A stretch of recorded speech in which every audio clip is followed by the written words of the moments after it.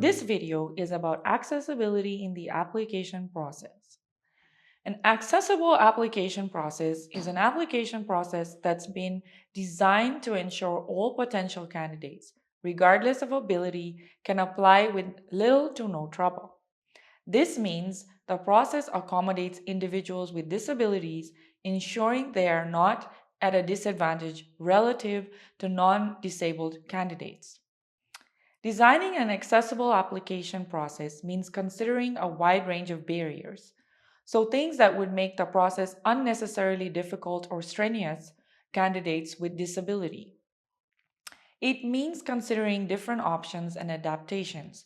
So, ways to remove or reduce these barriers. This could be anything from shifting the digital interface of the application platform to changing the communication methods used throughout the recruitment process.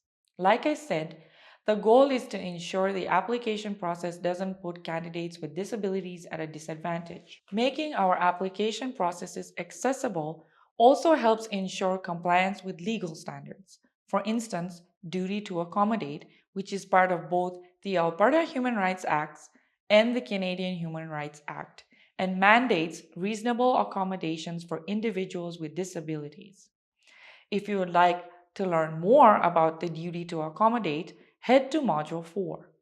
For now, though, let's talk about a couple of ways we can make our application processes more inclusive.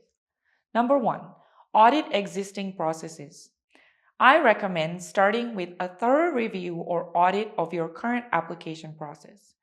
Try to identify barriers, so things that might stop candidates with disabilities from applying, and outline a couple of areas for improvement. And if you have the means, try to bring in an accessibility specialist or a consultant to provide support. Number 2, make technical adjustments. Check to make sure any of the digital platforms you're using are compatible with assistive technologies. This means websites and forms are screen reader friendly and that are alternatives to the CAPTCHA for user verification. It also means videos have captions and audio descriptions. Number 3, offer multiple formats. Try to give candidates a couple of different options when it comes to the format of their application. So instead of having applicants write a formal cover letter, let them know they can submit an audio file, a video, or a PowerPoint presentation instead. Or instead of having applicants use an online form, let them know they can apply over email. This way, people can tell you about themselves and about their strengths and their skills in a way that works for them.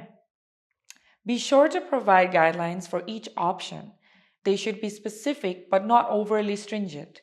We still want to allow for creative freedom. Number 4, make accessibility clear. Ensure job postings and recruitment materials clearly state that you are trying to provide an accessible application process and that accommodations are available upon request. And be sure to provide specific information on how candidates can request these accommodations too. Number 5, provide accessibility training. Train human resource personnel and other staff that might be involved in recruitment or on the importance of accessibility. Training should cover both the technical aspects of accessibility and any soft skills or interpersonal skills needed to accommodate with candidates with disabilities. Number 6, solicit feedback. Ask applicants and employees for feedback regarding the accessibility of the application process. Then use this feedback to make adjustments and improvements. Remember that continuous change is a good thing. We never want to get into the mindset of, oh, we've done enough, or oh, we're accessible enough. We're done now. We should always strive to be even more inclusive or even more accessible, right? Keeping detailed records of your accessibility practices will help with this because you can come back to them. So they will be a resource that you can use for continuous improvement. Number 7, provide feedback. Be sure to let applicants know whether or not you will be moving forward with their application. And if you're not moving forward with their application, be sure to let them know why.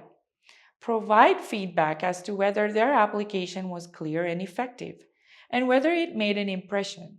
In the end, the difference between an accessible application process and a regular application process is a deliberate focus on accessibility.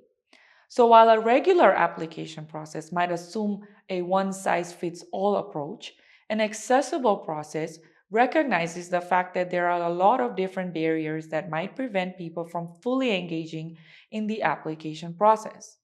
Our goal is to address those barriers, making the application process as accessible as possible. We want to create a level playing field, so to speak. This brings us to the end of lesson 2. Thanks for watching.